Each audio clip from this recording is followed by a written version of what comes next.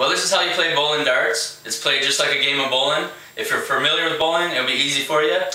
If you're not familiar with bowling, it might take you a game of playing just to get used to all the rules. You can go to smorgasborddarts.com. You can print out score sheets with 10 frames on it and score just like normal bowling. And the instructions are on there also. What you're going to do, instead of throwing 2 balls, you're going to throw 2 darts. You're going to try to land them. Your object is try to get a strike on the first throw. If you don't get one of the X's, which are the strikes, or any one of these little bullseyes, which are a strike, on the first throw, you have to throw again. Okay, so if you get the 3, anything behind it on an angle or straight behind it would be knocked down. You would have 6 pins total down.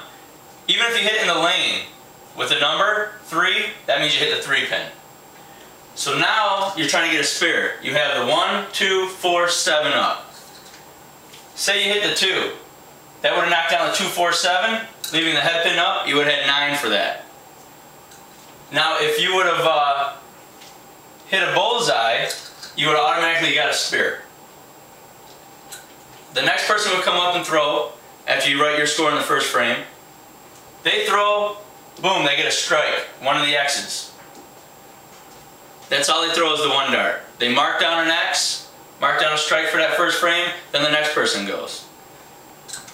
Now if you hit one of the red numbers that are in the frame, or in the head pin, or in the lane, that is the pin that is left standing. So any red number means the pin left standing.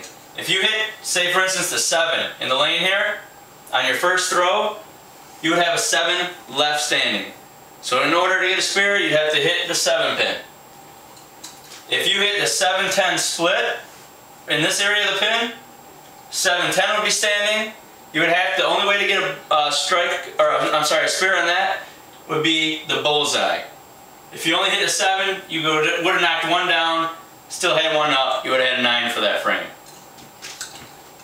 The head pin counts only as the head pin on the second ball that you throw. These X's don't count on the second. They count as hitting the head pin. So if you would hit this head pin, you would knock anything diagonal behind it on the second ball down. The 3-8 and the 2-9 splits. If you hit this area, you have a 3-8 split. 3 and an 8, okay? You can get that split by hitting this pin because it's back diagonal from it. Or you can hit one of the bullseyes. Everything's scored the same as bowling. In the 10th frame, if you get a strike, you get 2 more throws. If you get a spare, you get 1 more throw. And don't forget, anything in the lanes that you hit, if you hit the lane and it's a number 10, that means you hit the number 10. Okay? And that would be your pin down right there. And anywhere in this part of the head pin, from this blue line up right here, if you're not in one of the bullseyes, that counts as getting 8 pins down on the first throw. You would have either a 4-7 or a 6-10. You get to choose which one you want to shoot at next. Okay? So that would be 8 pins down from this blue line up through this pin here on the head pin. And for more info, go to smorgasborddarts.com. There's instructions, score sheets, anything else you need.